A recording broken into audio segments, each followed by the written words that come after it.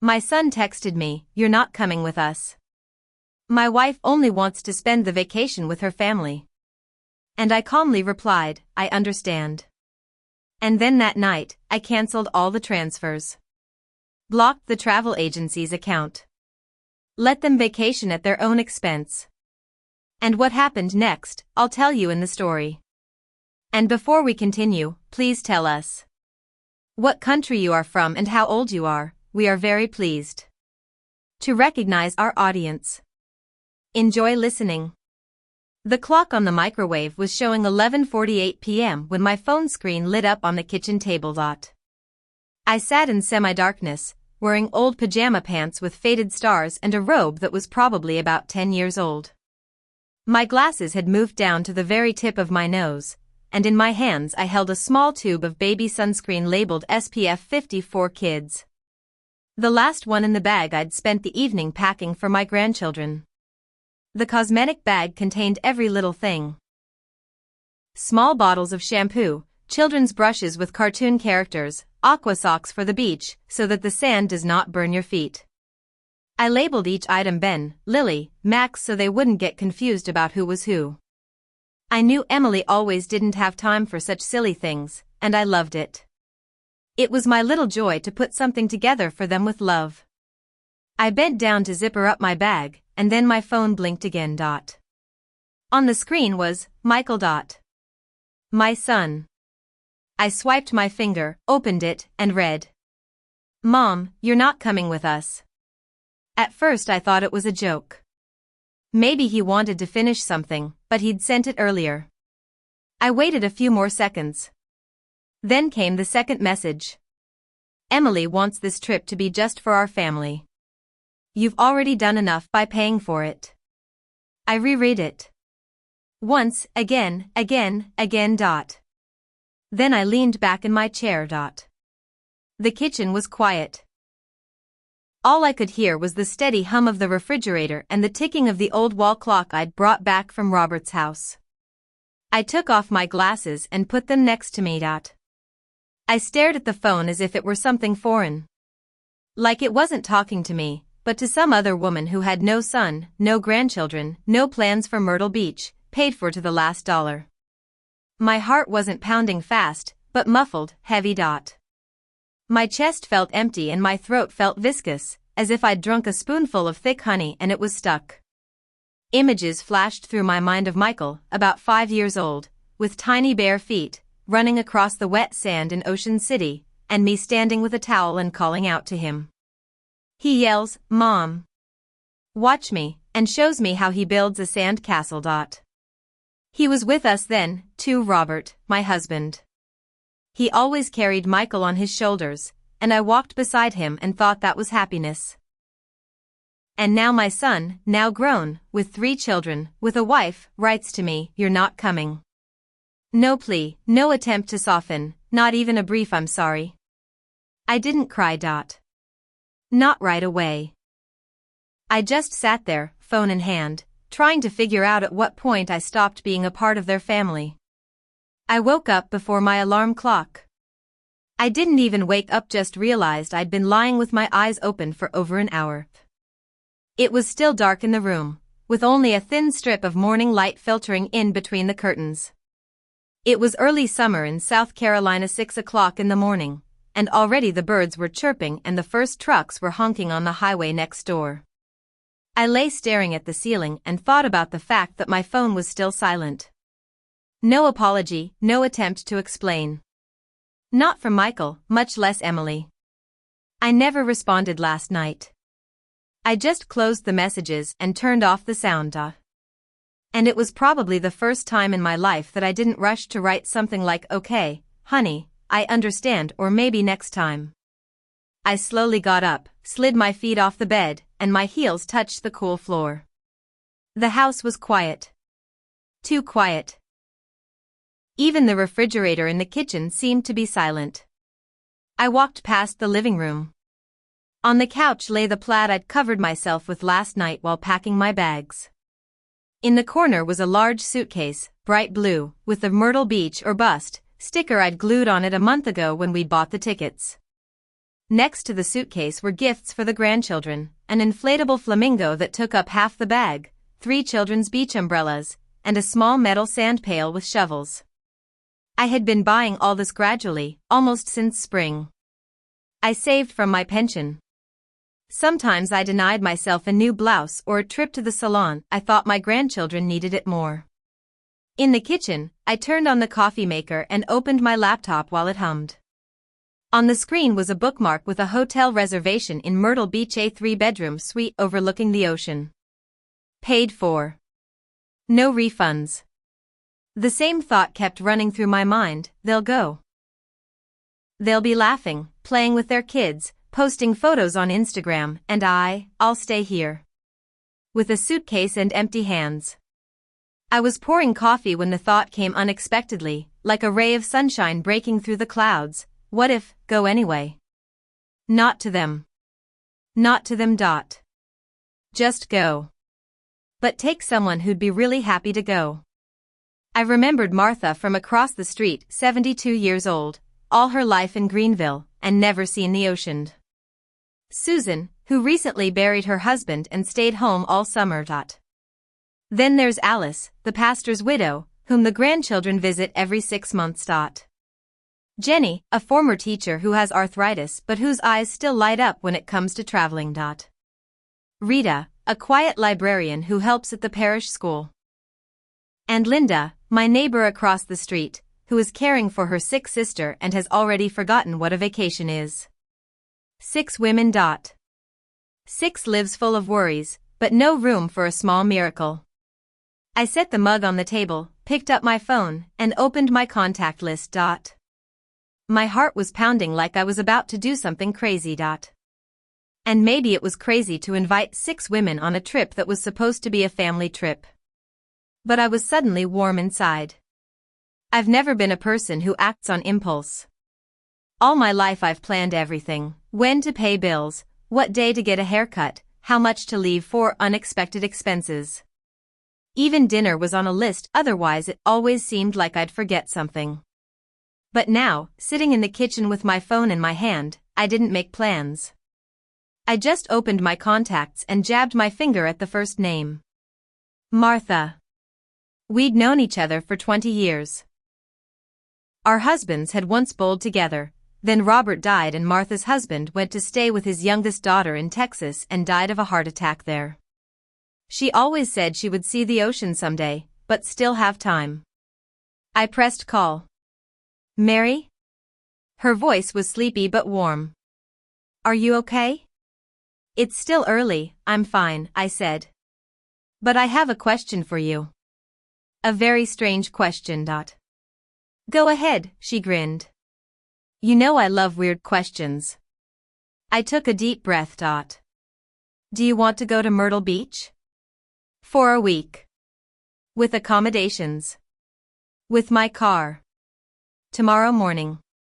There was silence on the other end. Mary, she said slowly. Did you win the lottery? No. It's just, there's been a change of plans. And I thought, why not go with someone who'd be glad to go? Martha laughed like a girl, loud, with a little wheeze. Damn it, Mary. I always thought you were quiet. All right, give me an hour, I'll pack a bag. Susan was next. We were less friendly, but I knew she rarely left the house since her Tom left. When she picked up the phone, there was tiredness in her voice. Hi, Mary. Is something wrong? Yes. What's happened is I'm taking you to the seaside. Myrtle Beach. Tomorrow. It's free. She laughed briefly, but I could hear that laughter hadn't come easily to her in a long time. You're kidding. No. Pack a swimsuit and a hat. I'll take the rest. Alice was more careful. Mary, are you sure this isn't too, spontaneous? Alice, you're 74. If not now, when? She sighed, and I heard her old wooden floor creak. Okay. But I'm taking my wheeled suitcase. And my tea. Jenny actually cried. I haven't been away for 10 years. Do you think I can do it? Of course you do. I'll be there for you. Rita surprised me the most. I thought she'd say no, but she answered right away, it's about time. And finally, Linda. When I called, she was whispering, sister's asleep. You're calling for a reason? We're going to the seaside. Tomorrow. Are you coming with me? Mary. Her voice trembled. I've dreamed of it. But what about your sister? I've thought of that, I interrupted. I'll get Mrs. Hale from the parish office to look after her. A pause. Then, I'm on my way. I put the phone down and looked at the list of names that now had little check marks next to them in my notebook. 6 women. 6 yes. Inside I had a feeling I hadn't felt in years, anticipation. I had never packed so quickly. I usually had a week before a trip to triple-check my list, rearrange things from one suitcase to another, remember I forgot my floss, and go back to square one. This time I had less than 24 hours. I set my bright blue suitcase on the kitchen table and opened it. The top half was already stuffed, swimsuits, light sundresses, seashell towels, sunscreen. I had bought all of this to wear to the beach with my family, but now these things would go with other people. With each folded item, I realized more and more, I have no shame.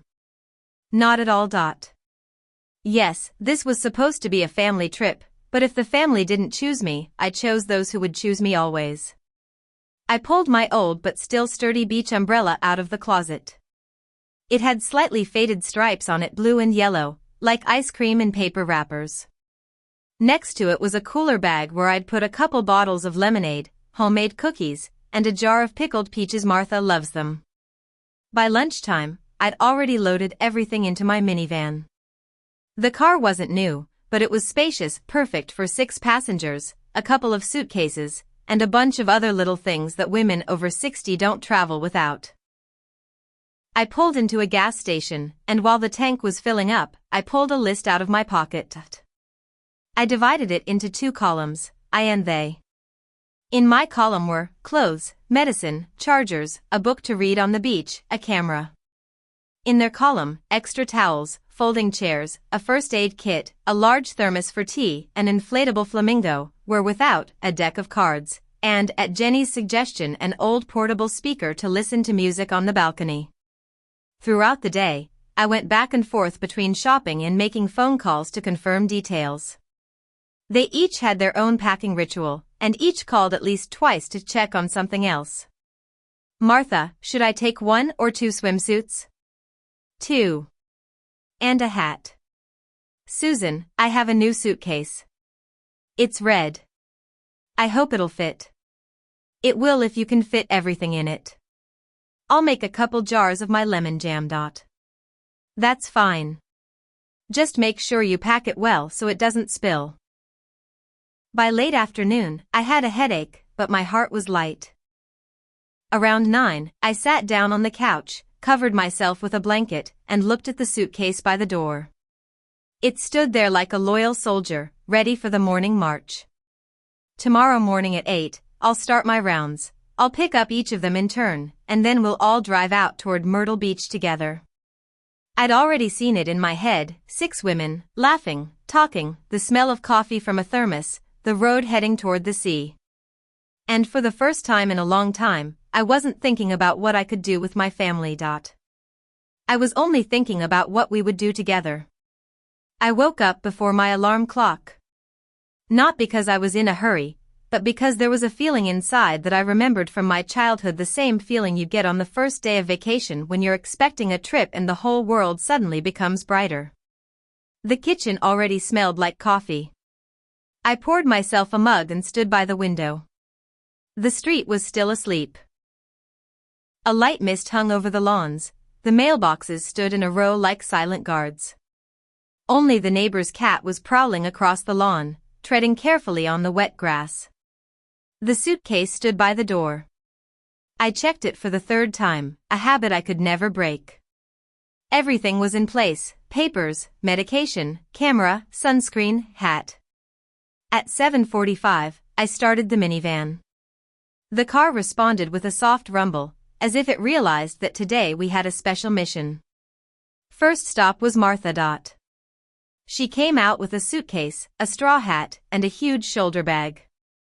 "Can you imagine?" she said as she loaded her things. "I was up most of the night. I was afraid I'd oversleep." "So we were both awake," I smiled.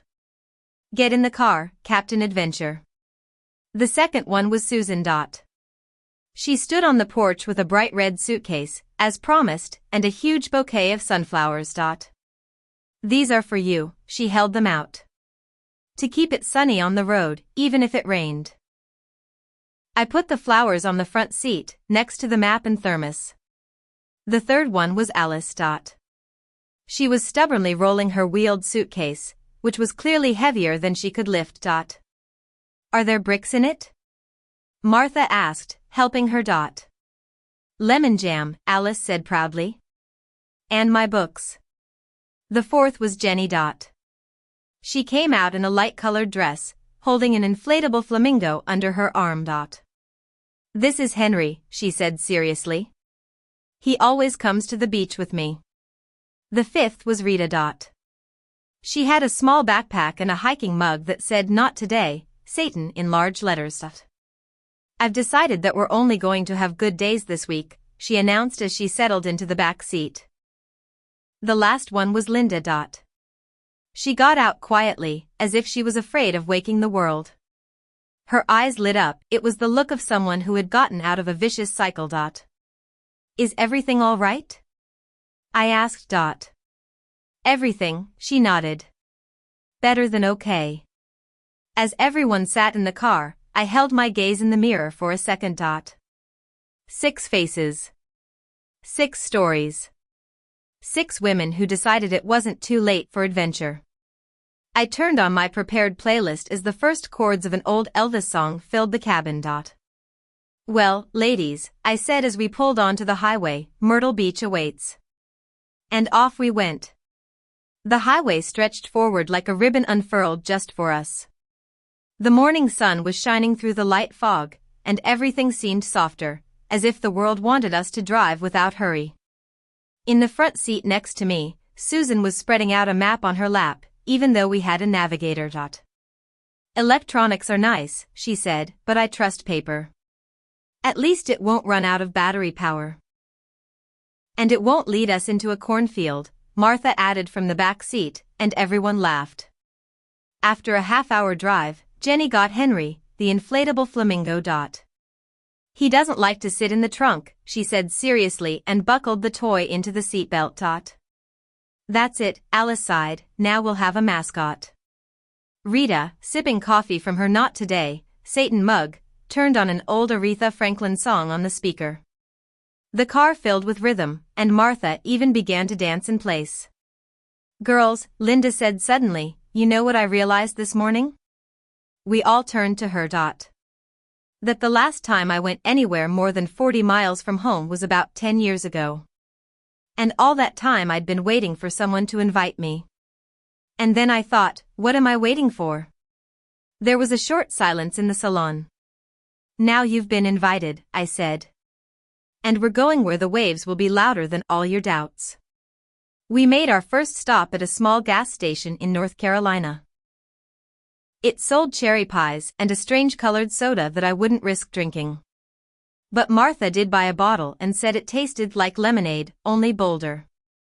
At the souvenir stand, Jenny found a seashell keychain and handed it to me. "To remember this moment," she said. I smiled, but something inside me trembled. Back on the highway, we started playing a game of Name 3 Things. The driver would ask a question and the passengers would answer. "Name 3 smells that make you happy," I asked. Martha, fresh bread; sea breeze, the smell of gasoline at the gas station. Susan, oranges, old leather, lavender. Alice, coffee, rain, bookstore. Jenny, freshly painted walls, vanilla, campfire smoke. Rita, baked apple pie, fresh cut grass, new books. Linda, coconut shampoo, heated sand, baby cream. "What about you?" Martha asked. Oh, that's easy, I replied. Beach after the storm, fresh laundry and coffee at 6 in the morning. By noon the sun had risen higher, and the road was no longer so quiet. The traffic had increased.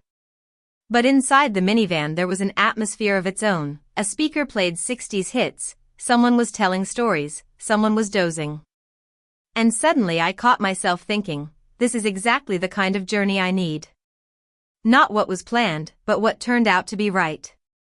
We drove into Myrtle Beach toward evening, as the sun was already setting and the sky was colored in soft shades of pink and gold. The air smelled of salt and something else, the distinctive scent of a resort town that blended the flavors of fried shrimp, cotton candy, and warm sand. God. Linda was the first to speak, pressing her palm against the glass. Is that the ocean? It's real, I answered, and my heart squeezed. We stopped right at the wooden boardwalk. The sound of the waves filled everything around us, and for a moment the car was completely silent. Let's go. Martha jumped out first, without even buttoning her jacket. I followed them and watched. Susan taking off her shoes on the wooden steps. Jenny laughing and running forward with Henry under her arm. Alice stepping gingerly on the sand, as if afraid to wake him. The waves were big, and each one lapping left a chill and tickle on their feet. The women stood by the water and looked ahead, as if trying to see if it was all true. I always thought the ocean would be louder, Linda said quietly. It speaks exactly the way you want it to, Rita replied. We walked along the shore until the sun touched the horizon. The sand was still warm and the air was filled with evening freshness. I watched Martha collecting seashells, Susan taking pictures of the sunset, Jenny jokingly bathing Henry in the waves. At that moment I realized, I was no longer thinking about Michael and Robert somewhere else, living their lives. I was only thinking about us, 7 women and 1 rubber flamingo. In the evening we checked into a small hotel overlooking the beach. The room was simple, but the balcony had such a view that you could sit there all night. We had dinner on the terrace, fresh shrimp, corn, white wine. Laughter, toasts, short stories no one had ever shared before. When the lights on the promenade came on, I went out on the balcony alone. The waves were still rolling toward the shore, and there was something eternal in their rhythm. I felt a quiet inside. Mornings in Myrtle Beach didn't start with an alarm clock, but with the cry of seagulls and the steady murmur of the waves. For the first time in a long time, I woke up not with anxious thoughts, but with the sun shining through the white curtains and laying golden streaks on the floor. Susan was already on the balcony with a cup of coffee. Did you know that coffee tastes better on the beach? She asked, looking off into the distance. He just knows the ocean is near, I answered and smiled. We decided that the first day would be no plans. Just let ourselves be. Martha, wasting no time, pulled out a huge beach hat that looked more like an umbrella. Jenny laid out the towels and inflated Henry, setting him right down in the sand. He's going to be our lifeguard, she announced. Each woman reacted differently to the sea. Martha was knee-deep in the water from the first minute and laughing like a child. Alice would sit on the edge of her towel with her fingers in the sand and watch the waves erase her footprints for hours. Linda wandered along the water's edge, picking up tiny shells like she was looking for something she'd lost years ago. Rita sat in a chair reading a book, but I could see her eyes drifting to the horizon. After lunch we went to the pier. It smelled of fresh fish and fried dough, and the planks creaked underfoot. Jenny bought soft ice cream for everyone, and we ate it sitting on a bench while the wind ruffled our hair. There was an elderly couple sitting on a nearby bench and the woman said to us, "Girls, take pictures. These days will fly by faster than you think." We took a picture, 7 women, the sea behind us, ice cream in our hands, with Henry between us. In the evening we went to the night promenade. There were lights on the rides, music playing, and the smell of caramel in the air. Martha persuaded me to ride the Ferris wheel. From the top, Myrtle Beach looked like a little glowing town surrounded by the endless darkness of the ocean. Imagine we're somewhere else in the world, Martha said. No one knows us here. On the third day, Linda decided to go swimming. I saw her standing by the water, gathering her courage. Then she took a step, then another, and cried out when the wave hit her up to her waist. When she came out, her hair stuck to her face, but her smile was such that words weren't needed. These days, no one asked what we did before. We talked about books, about food, about what cities we wanted to see. We laughed, ate too much fried shrimp, shared sunscreen, and were sometimes silent, just listening to the ocean. And somewhere deep down I realized that noise of the waves had already rewritten me from the inside out. It was the morning of the fourth day. We had just returned from a walk on the beach, and the room smelled of salty wind and fresh coffee. The women were laughing in the next room. Martha was again telling a story about her roommate and the dead flamingo, as she called Henry when he deflated. I picked up my phone just to check the weather. But my finger reached for the Facebook icon. The feed flashed with news, pictures of cats, someone's birthday greetings, and suddenly, a picture. Michael. Robert. Their friends. All in brightly colored shorts, cocktails in hand, poolside. Below the photo caption. Our little family tradition is summer vacation. Hilton Head is on point as always. I felt something cold in my chest. But after a second, I realized there was no longer the sharp pain I had felt that first night. I looked at their smiles and thought, they chose theirs. I chose mine. I scrolled further and saw our picture from the pier, the seven of us, laughing, holding ice cream, with Henry between us. I clicked make cover. And as my phone refreshed the page, I caught myself smiling. Rita peeked over my shoulder. It's a beautiful photo. You have happy eyes. Yes, I said. We do.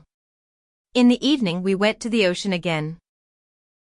The sunset was particularly bright, and the women were taking pictures of it, trying to catch the moment when the sun touched the waterline. I walked barefoot on the wet sand and thought that this sound of the waves will always be with me now. Even when I get home. Even when I open up social media again. The last evening in Myrtle Beach was especially quiet. It seemed like even the wind decided to go slower, so we had time to savor every moment.